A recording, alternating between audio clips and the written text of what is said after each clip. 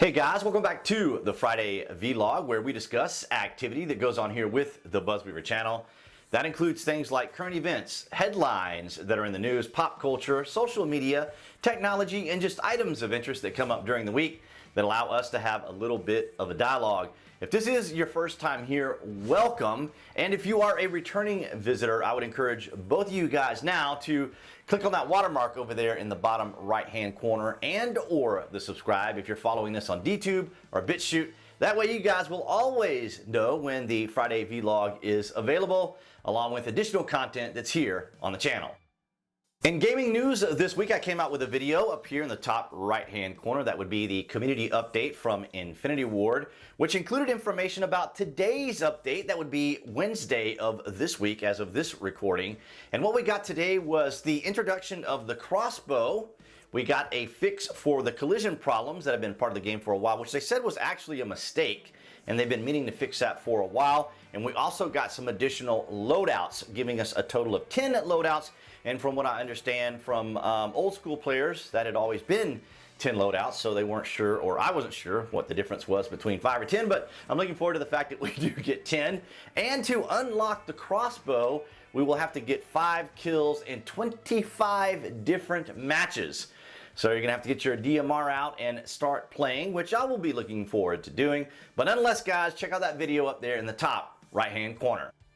On Monday of this week, or Martin Luther King Day here in the United States, 22,000 Second Amendment supporters showed up at the Capitol in Virginia to kind of protest what Ralph Northam, the governor, is proposing, and that is red flag laws, the abolishment or the banning of semi-automatic rifles, and some additional other type of background formal types of checks. But I need to let everyone know something very important here, and that is that the Democrats have a criminal problem, not a law-abiding citizen problem.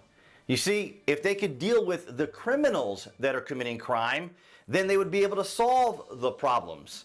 And what I mean by that is, if you go after the law-abiding citizens who are already obeying the law, then yes, when they make their purchases, then they will be completing and having background checks, which means they will still be legal and law-abiding, and or any additional firearms and other things that they buy, if they're law-abiding, then they are going to obey the law, which criminals do not.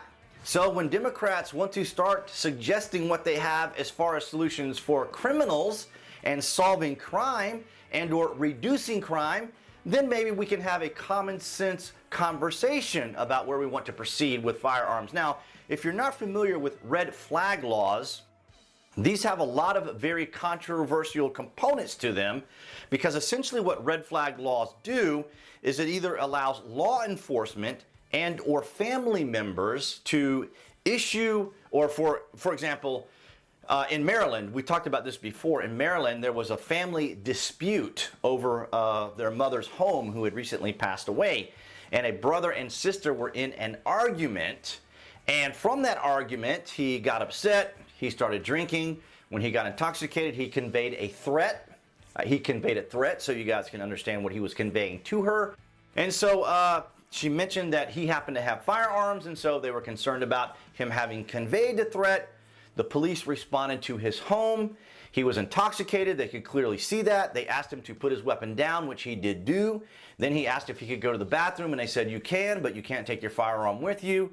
There was a scuffle, and then he was shot and killed. So just like that, using the red flag laws, we can see that there was a particular incident that involved, someone dying, losing their life. Now, they call this a protective order, is the fancy legal language for it. But essentially what it is because, they can't call it violation of someone's Fourth Amendment, or violation of someone's Second Amendment. You can't call it that, because obviously that would be truthful, and then that would not exactly be able to support your narrative if it looks like someone's rights are being violated. But nonetheless, everything went well as to be anticipated, because I have been to these types of rallies here in my state. I went in 2012 and in 2013. I was there and recorded it. I even have it here on the channel. So I know what it's like to be there, and I think the Democrats really made a big deal out about the police presence and so forth. But as far as the individuals there who are law-abiding and the police officers, there was no particular problem. The only incident that took place was there was an arrest because someone was wearing a bandana. And of course, you're not supposed to have masks or anything that obscures your face or anything. It's no telling, how overt the bandana was or what the incident was. It was probably some just little argument between a police officer and an individual with a bandana. But nonetheless, 22,000 people, and there was no incidents. As a matter of fact, they even cleaned up. They even picked up all the trash and litter that was around, because as we saw with the Women's March and with other type of leftist Democrat type marches and protests, they leave their signs and garbage everywhere, their coffee cups, their water bottles, trash all over the place, and they made it a point to pick up all the litter as well. So nonetheless, if you guys want to read more about that particular rally, then I will leave the links down in the published section below. But I kind of feel that the voters are going to get out, and maybe some of these measures and bills are not going to pass. But nonetheless, guys, you can check out those articles down there in the published section below the video. Representative of Hawaii and candidate for the 2020 election, Tulsi Gabbard, is suing former 2016 candidate Hillary Clinton for $50 million in a defamation lawsuit. Now, it would appear that the Democrats and even the mainstream media are suffering from a lot of defamation and slander lawsuits, which seems totally appropriate, because really the only way to address these people who like to run their mouth and make accusations is to pursue them legally. And once they start realizing that there are consequences and punishment for running your mouth and making accusations, then you're going to be in trouble for having done this. And just like with the Covington kids, Nicholas Sandmann, of course, settled with CNN, as we just talked about, for $275 million. If you run your mouth and make disparaging comments, slander and defame people, you're going to pay the price. And I think this is exactly what Tulsi needed to do. And I'm glad this is front and center. Now, this was announced as of this recording. And it's interesting that I've not seen it make it into the mainstream media yet, and that could be because of the impeachment that is going on. And we already know the outcome of the impeachment.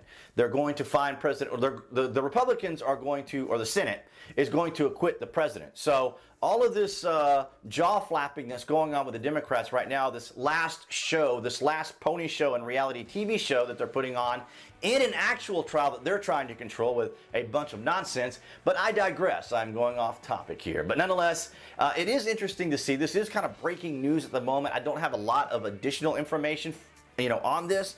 But I will leave a link down in the published section below this video so you guys can read on this newest announcement from Tulsi Gabbard and how the proceedings are going to move forward. But I did want to break this story to you guys as of this recording. So you can just check out the links that I'll put down below this video.